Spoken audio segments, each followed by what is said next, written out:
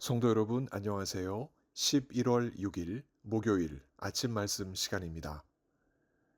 이 시간 함께 하실 하나님 말씀은 스가랴서 5장 1절부터 17절입니다.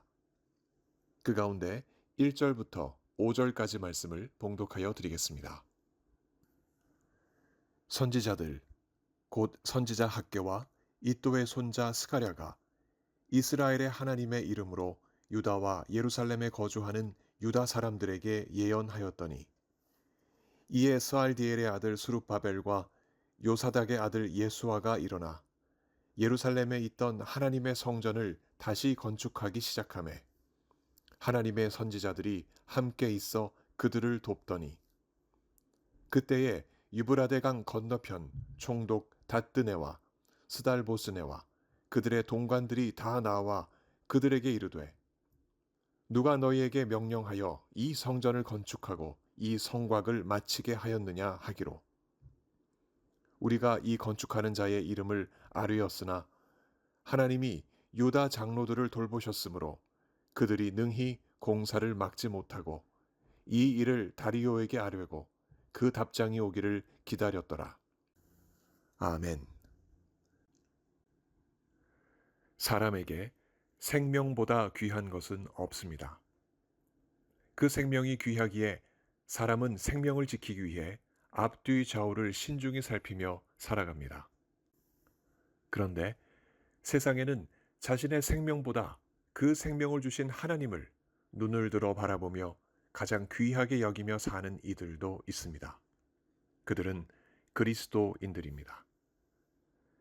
양심상 자신에게 죄가 있다는 것과 신앙상 자신이 죄인인 것을 깨닫고 그 죄의 결과가 영원한 죽음이라는 것을 아는 사람들.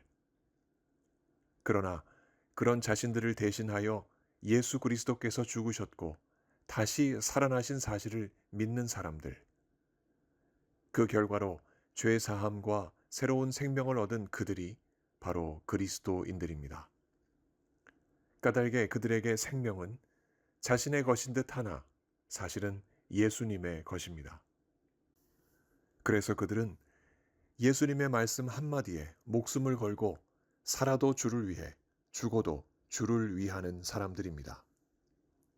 신앙 때문에 생명의 위협을 당해도 그들은 눈을 들어 생명의 주관자를 바라봅니다. 그 사람들의 시선을 하나님께서 어찌 외면하시겠습니까?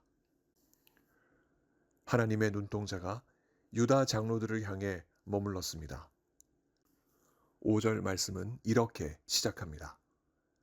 하나님이 유다 장로들을 돌보셨으므로. 하나님의 눈이 그 장로들 위해 머물렀다는 말입니다. 왜 하나님의 시선이 그 지도자들에게 머물렀을까요? 당시의 유다 장로들은 성전을 짓는 중 숱한 방해 공작에 시달렸습니다. 사마리아 사람들이 성전 공사에 참여하여 정치적인 이득을 보려 했을 때 유다의 장로들과 백성들은 바사 왕 고레스의 명을 들어 그들을 거부했습니다.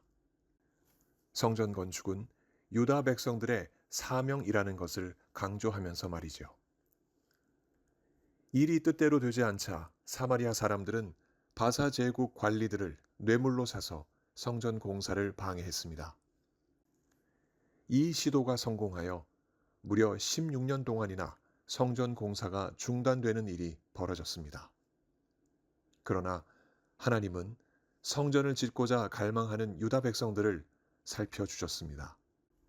어느 날 선지자 학개와 이도의 손자 스가랴를 하나님께서 세우셔서 유다 백성들에게 성전을 짓도록 독려하는 예언을 주셨습니다. 이에 수룹바벨과 예수아가 일어나 그 명령을 따라 성전 건축을 진행하였습니다. 그런데 이 일은 목숨을 거는 일이었습니다. 지방정부가 16년 동안이나 금지했던 성전 건축을 법적인 허락도 없이 하나님 말씀만 믿고 시작한 셈이기 때문이었습니다. 무엇이 유다 백성들을 이처럼 하나님 말씀에 목숨까지 내어놓고 순종하게 만들었을까요? 그들의 삶을 주관하시는 분이 하나님이신 것을 그들이 믿었기 때문입니다. 그 믿음에는 근거가 있었습니다. 70년간 바벨론 포로 생활에서 자유를 얻어 고향으로 돌아온 것은 다름 아닌 예레미야를 통한 하나님의 약속이 이루어진 것이었습니다. 이뿐 아니라 고레스를 통해 예루살렘의 성전을 건축하게 된 것도 하나님의 섭리로 이루어진 것이었습니다. 이렇듯 유다인 개인의 삶도 유다 민족 공동체의 운명도 모두 하나님이 이끄신다는 믿음은 유다 백성들에게 주어진 특별한 은총이었습니다. 그래서 유다 백성들은 학개와 스가랴에게 임한 하나님의 말씀을 따라 목숨을 걸고 성전 건축에 달려들 수 있었습니다. 그러나 늘 그렇듯 믿음으로 내딛는 발걸음 앞에는 그 발을 걸어 넘어뜨리려는 세력이나 그 발목을 잡는 세력이 있기 마련입니다. 유다 백성들이 성전을 다시 짓기 시작하자 예루살렘 지역에 살던 사마리아인들을 비롯한 대적들이 그들을 가만히 지켜만 보진 않았습니다. 누군가가 유브라데 강 건너편 총독 다뜨네와 스달보스네를 비롯한 지방 권력자들에게 성전이 다시 건축되고 있다는 사실을 고발했습니다. 이에 총독들과 관리자들이 모두 예루살렘을 시찰하기 시작했습니다. 그리고 성전을 짓고 있던 유다 장로들에게 이렇게 물었습니다. 누가 너희에게 명령하여 이 성전을 건축하고 이 성곽을 마치게 하였느냐? 16년 동안이나 조용하던 예루살렘이 성전 건축을 재개하면서 요란한 정치적 소용돌이에 휩싸였습니다. 그 자리에 있던 에스라를 비롯한 여러 유다 지도자들이 이 성전 건축의 책임을 맡은 수룹바벨을 비롯한 여러 지도자들의 이름을 거명하면서 그들을 하나님의 종이라는 명칭으로 소개했습니다. 객관적인 사실을 따져볼 때 이들은 그 누구도 법적으로 지역을 다스리는 총독들로부터 성전 건축 재개를 허락받지 않은 자들이었습니다.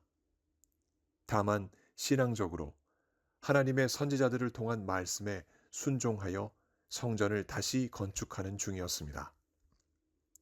그러니 얼마든지 총독들과 권력자들 눈에 유다 백성들은 현행법을 위반한 자들로 보였을 것입니다. 그러나 성경은 이렇게 기록합니다. 다시 한번 5절입니다. 하나님이 유다 장로들을 돌보셨으므로 그들이 능히 공사를 막지 못하고 이 일을 다리오에게 하려고 그 답장이 오기를 기다렸더라. 하나님의 눈이 그 장로들 위에 머물렀습니다. 그러자 매서웠던 총독들과 권력자들의 눈빛이 변하여 유다인들의 성전 공사를 막지 못했고 그 상황을 객관적으로 풀기 위한 방안을 찾았습니다. 다리오 왕에게 그 상황을 알려 왕의 답변을 받아 처리하는 것이었습니다. 총독들이 다리오 왕에게 올린 글은 사마리아인들이 유다 백성들에게 그랬던 것처럼 악의적이지 않았습니다. 오히려 성전 건축과 관련된 역사적 사실들을 객관적으로 담아낸 글이었습니다. 11절 말씀에 이스라엘 큰 왕 솔로몬이 등장하는데요. 솔로몬으로부터 시작된 이 성전이 어떻게 바벨론 왕 느부갓네살에 의해 허물어졌고 어떻게 바사 왕 고레스에 의해 다시 건축되었는지 또 현재 건축 상황이 어떠한지 간략하고도 명확하게 보고된 이 공문서는 이 성전이 건축되어야 할 것인지 아닌지를 고레스가 확인하고 결정하기를 바라는 말로 끝맺습니다. 이 공문서가 놀라운 것은 이 공문서에는 유다 백성들이 다시 성전 공사를 총독의 허가 없이 시작되었다는 기록이 없다는 것과 사마리아 사람들을 비롯한 대적들의 입김 또한 들어있지 않다는 점입니다. 이는 5절에서 기록하듯 하나님의 눈이 성전 공사에 나선 유다 백성들 위에 머물렀다는 증거요, 하나님이 돌보시는 은혜라 할 수 있습니다. 하나님은 유다 백성들이 하나님을 만나고 하나님의 말씀을 따라 살 수 있도록 이처럼 유다 백성들이 성전을 계속 짓도록 이끌어 주셨습니다. 또 하나님은 그 눈빛을 유다 백성들에게 주셔서 그 성전이 완공될 수 있도록 상황과 여건을 살펴주셨습니다. 성전은 자기 백성을 향한 하나님의 사랑의 표징이었다는 것을 우리는 다시 한번 살펴볼 수 있습니다. 이러한 하나님의 돌보시는 눈빛으로 유다 백성들은 하나님의 말씀에 순종하여 주변 사람들의 위협을 이겨내면서 성전 건축에 임할 수 있었습니다. 이 모든 것이 자기 백성을 향한 하나님의 사랑과 은혜입니다. 오늘 예수를 믿는 우리들에게는 그 하나님의 사랑과 은혜가 더욱 확실하고 분명합니다. 성전의 본질이신 성령이 우리 안에 거하시고 말씀이 육신이 되어 우리 가운데 거하시는 예수님을 우리가 그리스도로 믿고 있으며 그 믿음으로 죄로 죽었던 우리가 예수님의 생명을 누리고 있으니 말입니다. 그렇게 우리는 길이요 진리요 생명이신 예수님을 통해 하나님께 나아가고 그 생명의 가치를 누리며 지금도 살아가고 있습니다. 이런 복을 누리는 우리이기에 우리가 주목하는 것은 다름 아닌 하나님의 말씀입니다. 유다 백성들이 하나님의 말씀을 따라 16년간 중단되었던 성전 공사에 뛰어들었던 것처럼 우리 역시 하나님의 말씀에 따라 우리가 일하는 곳에 하나님의 임재가 드러나도록 그곳을 개간해야 하겠습니다.